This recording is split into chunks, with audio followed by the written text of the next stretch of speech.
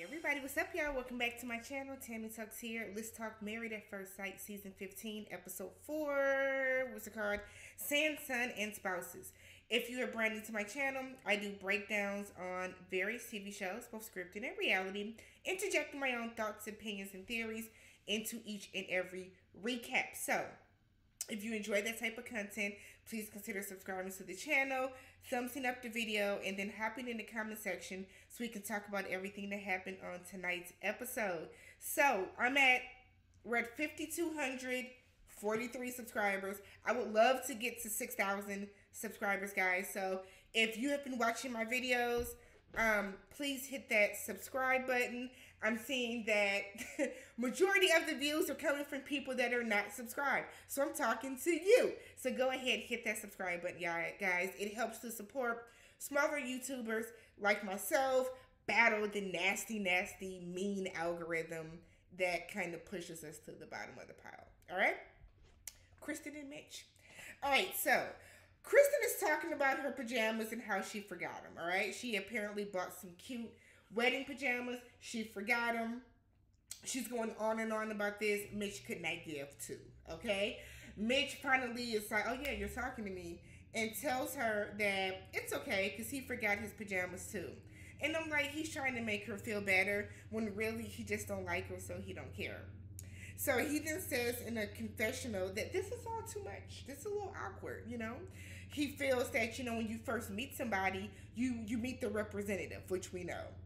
And that, you know, you don't really show like the personal sides of yourself, the rough sides of yourself. So it's odd for him that they're going to now be brushing their teeth together.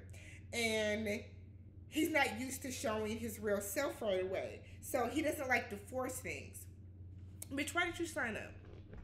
Aside from the fact that you said this would be your only chance to get married in Ivy because we see how you behave. But why did you sign up for this? Because if this is rough for you, this feels forced to you, you don't like to do stuff like this, why did you sign up for this? I feel like I have never seen a cast like this that kind of feels that it's like every single person aside from like one or two feels that this is awkward. You know, I don't know if I'm ready for this. Why did y'all sign up? I personally don't think any of these people are signing up for this show for the sole purpose of love. I don't. I think people come onto this show for a plethora of reasons, and if love happens, then kudos. But I don't think any of these people are truly signing up on this show for love, right? That's just me personally. So Mitch then took his shirt off while Krysten gets out of her dress. He takes his shirt off. He had on a gray t-shirt under that white dress shirt under that tux. He was visibly sweating down his back. You can see the sweat mark. You can see it. It's probably a mixture of nerves, having on a t-shirt, a shirt, a vest, a blazer, a bow tie, the lights, the nerves. It's a lot of stuff going on. But he had a substantial sweat mark down the back of that gray t-shirt. And he still got his nasty ass in bed. He needed to shower. When Krysten came out, you needed to go get in the shower and freshen yourself up before you got into bed. You've been around all these people during the pandemic, touching and hugging, not to mention you got married outside, so you now smell like outside, but you still chose to get in that bed like that and go to sleep. Y'all are disgusting. Y'all are disgusting. And I'm not going to take it to what I really want to say. I'm going to leave it at y'all are disgusting. So she takes off her makeup and she finally comes out, and he said that he feels like he's finally seeing her for the first time. He now seems more excited about her. You know, he didn't like the fact that she had on makeup in a wedding dress. The way that Krysten looks now, fresh face, hair wet and whatever, that's how he wants to see her. He wants her to be very, I don't want to say hobo. What's the word I'm thinking of? God, I can't think of the word I'm thinking of. It'll come to me later. But that's what he wants her to be. He wants her to be very sunflower, if you will. So she's doing a lot of talking. She's talking about these damn pajamas still. Girl, go to bed. Shit. Nobody cares about whatever little pajama short set that you probably picked up from Kohl's. Just go to bed. Go to bed. So the next morning, Krysten slept in that diamond ring. Ma'am. I know some women that do sleep in their rings. I know some women that do not sleep in their rings. My mom growing up would sleep in her wedding band, but she never slept in the engagement ring, where the stone is. She never did that. So the fact that Krysten did that, me and Mitch was like, oh, okay. I just feel like so many different things can happen. You can snag it on a blanket and like it's just take it off. You're still gonna be married while you sleep with the ring off, right? So he brings her breakfast the next morning, breakfast in bed, and he makes a comment about there being a plastic cup.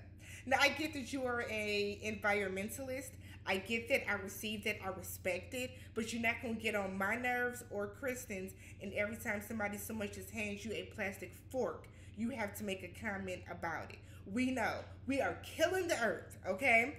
We understand that.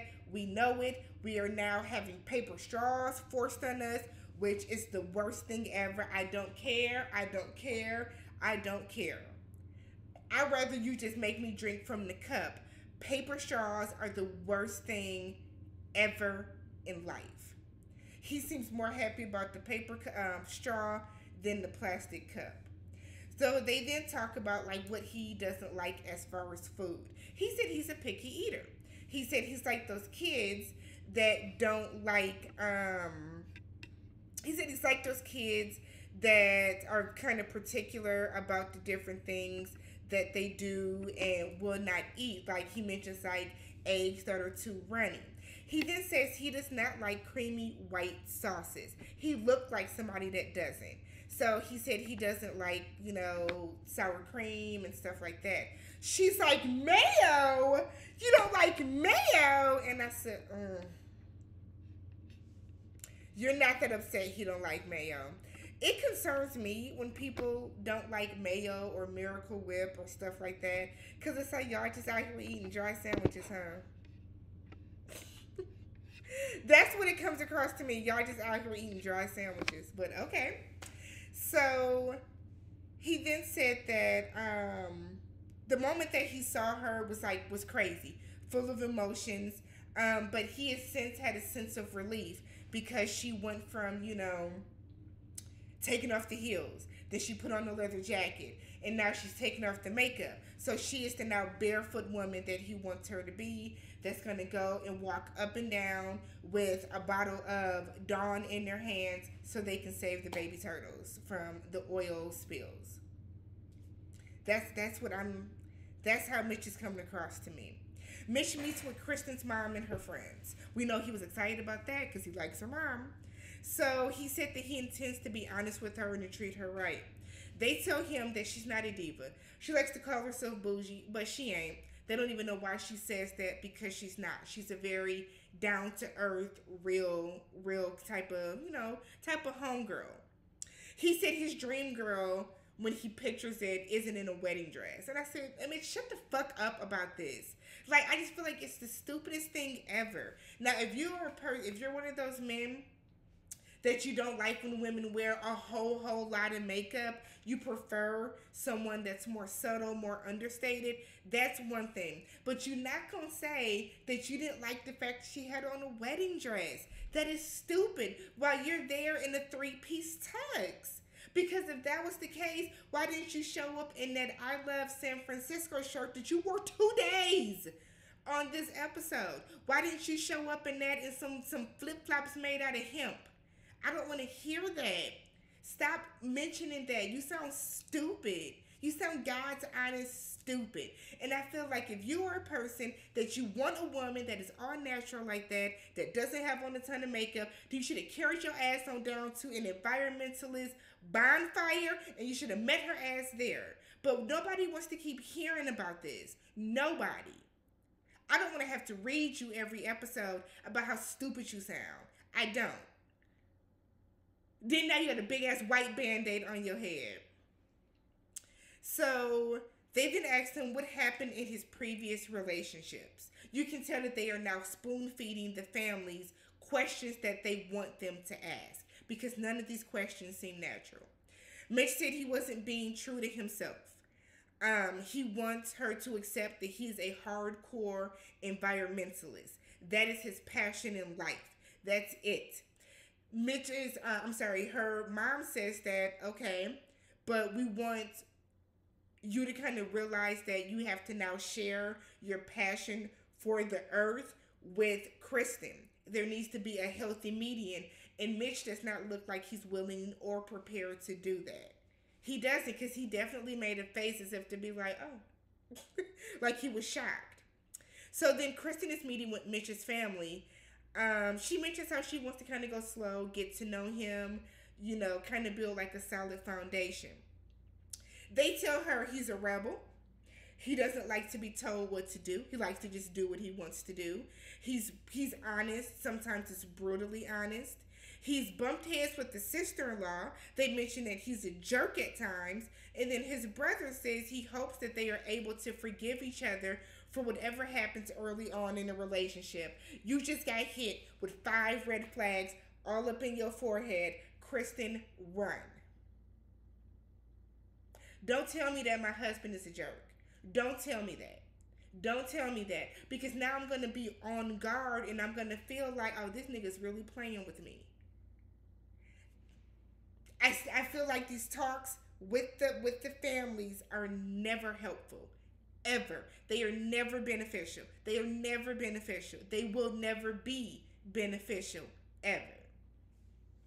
So they get their little box for the honeymoon. It has all the cute shirts, the matching shirts, the hats that say hubby, whatever. And then they typically have some type of identifier as to where they're going for the honeymoon. They have these poppers, the things that the confetti poppers, you take it, you pop it. We're excited. Mitch don't want to do it. Those are all plastic. That's all plastic. It's all over the damn sand. It's hard to fucking clean up. I was like, we're not in the sand though. Like, somebody from production is literally going to sweep these all up. So Mitch doesn't want to do it. She's bummed. Clearly, you could have did it. He doesn't want to wear the shirt that says hubby. It's not his swag. So you can't wear a shirt that says hubby, but you can wear a shirt that says I love San Diego. Or was it San Francisco? Whatever. You can wear a touristy shirt.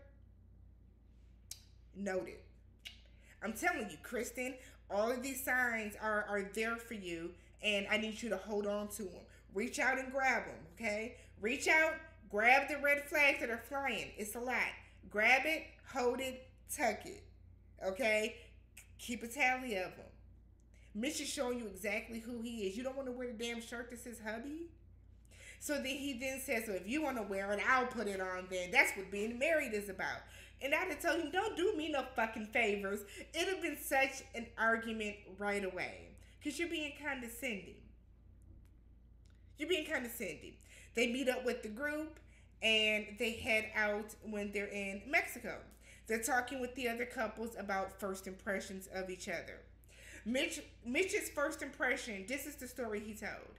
Yeah, it was so funny because I was waiting for her to come out. And it was like, I saw her mom. And I thought her mom was my wife. How is that a first impression? What's the first impression of you seeing Krysten? We know that you're obsessed with the mom. What's your first impression of when you saw Krysten? That's what we're waiting for. We're waiting for that. We're not waiting for the first impression of when you met her mom. Later on, when they're talking about sexual attraction and sexual chemistry with each other, he mentions he has not been with a woman in a year and a half. No shit. No one is surprised about that. So he's nervous about performing. Later on in the room, Mitch said he likes that Krysten is very assertive and he appreciates that since he's a very go-with-the-flow type of person. Krysten is happy that he's okay with the fact that she is very assertive. She's always going to be a person that speaks her mind and states what she wants and needs from somebody or from a group. So for right now, they're getting along well. Krysten likes Mitch. Mitch is tolerating her. I want her to ask him about the band-aids. I know we know what happened, but I want her to honestly ask about the band-aids. Find out what happened with that. Let me know how you guys feel about Krysten and Mitch. Catch you guys in the next one.